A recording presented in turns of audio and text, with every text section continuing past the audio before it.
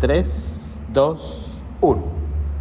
Muy queridos catequistas de la diócesis de Fontibón, muy queridos catequistas de la Escuela Parroquial de Catequistas SPAC, muy querido Monseñor Juan Vicente, obispo de esa iglesia particular de Fontibón.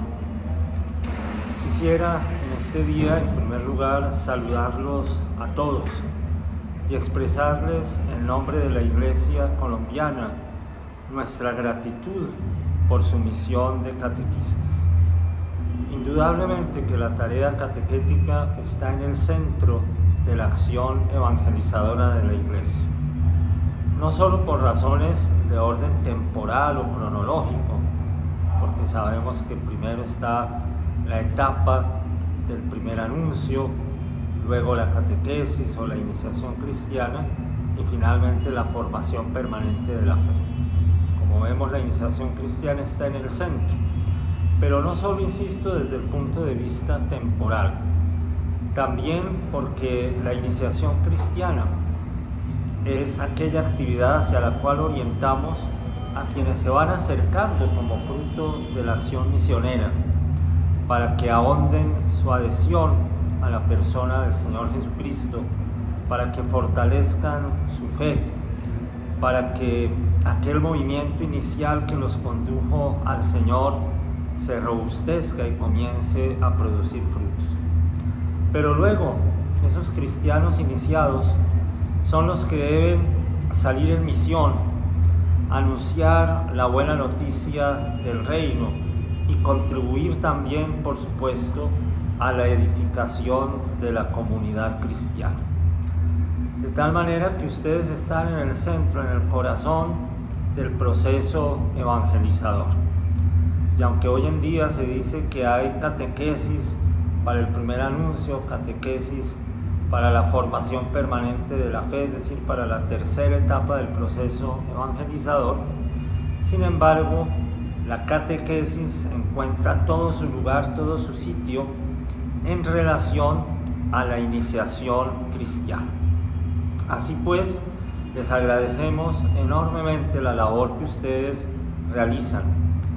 Si ustedes realizan bien su tarea en comunión con las familias, con los sacerdotes y ojalá, donde sea posible, con la escuela, vamos a formar verdaderos cristianos que se conviertan en apóstoles de Jesucristo y que contribuyan a la transformación del mundo en el que nosotros vivimos. Quisiera, con ocasión de esta celebración del Día del Catequista, referirme a dos temas, ambos muy importantes. El primero, la dimensión querigmática de la catequesis.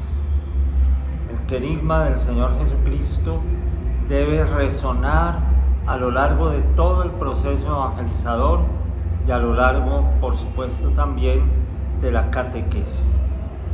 Quisiera, en primer lugar, que comprendiéramos un poco más la noción del querigma. El querigma es ante todo la persona adorable de nuestro Señor Jesucristo. Él mismo es la buena nueva. El querigma no es simplemente un discurso que hable de Jesús. Ni siquiera lo podemos identificar con algunas fórmulas muy elaboradas y preciosas que encontramos, por ejemplo, en el libro de los Hechos de los Apóstoles o en algunas de las epístolas de San Pablo. No es un discurso, no es un conjunto de afirmaciones. El querigma es la persona de nuestro Señor Jesucristo, el Hijo de Dios que ha venido al mundo a traernos la salvación, el único que nos puede liberar de todo aquello que nos oprime y esclaviza, pero al mismo tiempo el único que nos puede conducir hacia la plenitud de la vida para la cual hemos sido creados, una vida abundante, una vida plena, una vida que llega a su consumación en el reino de los cielos. Y Jesús nos libera de todo lo que nos oprime y nos abre a la alegría del reino de los cielos manifestándonos su amor, haciendo presente el amor de Dios en medio de nuestro mundo. Su ministerio en la tierra consistió en eso, en hacer patente el amor de Dios. El amor de Dios manifestado, por ejemplo, en las parábolas. Pensemos en las parábolas bellísimas de la misericordia. Pero Él reveló el amor de Dios no solamente con las parábolas, sino también y sobre todo con sus gestos de amor y de misericordia.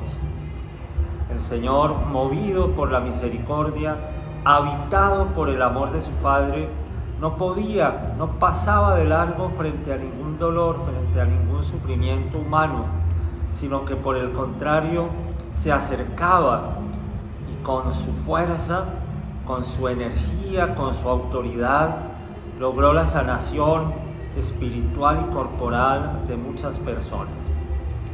Pero es necesario que ese acontecimiento del amor redentor de Cristo, cada uno de nosotros lo sienta, lo viva, lo descubra. Ese amor de Cristo que lo llevó incluso a entregar su vida por nosotros en la cruz. Que no sea para ninguno de nosotros una teoría, un mensaje verbal o escrito simplemente, sino esa persona del Señor Jesucristo que nos tiende la mano, que nos hace sentir la alegría infinita que brota de sabernos amados por un amor tan grande, por un amor que es incondicional. Esa experiencia es necesario que la vivamos todos si queremos ser verdaderos apóstoles de Jesucristo, y de manera especial ustedes, catequistas, deben también vivir cada vez más esa experiencia, sentir la realidad del amor de Jesús, sentir que ese amor de Jesús enciende nuestros corazones, nos restaura, escuchar también esa palabra salvadora del Señor, que es la única palabra en la cual nuestra vida encuentra su pleno sentido, que es la única palabra que nos permite también enfrentar las dificultades de la vida. Fíjense ustedes que nosotros podemos exclamar lo mismo que los apóstoles dijeron cuando mucha gente se marchaba y cuando Jesús mismo los interpeló a los apóstoles diciendo: ¿también ustedes se quieren marchar? Y ellos respondieron: Señor, ¿a quién iríamos? Solo tú tienes palabras de vida eterna. Pero no basta que el Señor Jesucristo haya revelado a la humanidad su misericordia, su amor, su poder salvador. Es necesario que nosotros acojamos a Cristo por la fe, que entremos en el reino de Dios que Él nos ha predicado, que iniciemos el discipulado cristiano, que consiste precisamente en seguir a la persona de Cristo, en dejarnos transformar por la gracia de su Espíritu, por el misterio de su Pascua.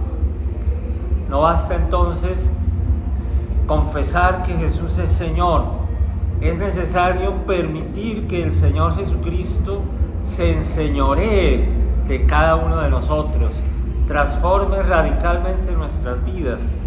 Y eso implica hacer opciones, eso implica valorar el tesoro del reino de los cielos, el tesoro que es Cristo, sabiduría de Dios, ese tesoro en el cual están escondidas todas las riquezas. Es necesario valorar el reino de Dios, valorar a Cristo que nos trae ese reino, a Cristo que es el querigma, a Cristo que es el Hijo de Dios, el único que nos puede salvar y redimir. Pero luego es necesario que nosotros nos convirtamos en testigos del querigma, que anunciemos no solamente con nuestras palabras, sino con nuestra vida la misericordia de Cristo, que entendamos incluso el proceso catequético como una narración continua, permanente del amor del Señor, de ese amor que pudieron percibir los primeros apóstoles, pero de ese amor que es necesario que nosotros percibamos también. No vamos a hablar simplemente de una teoría, de un concepto, sino de la persona viva del Señor Jesucristo.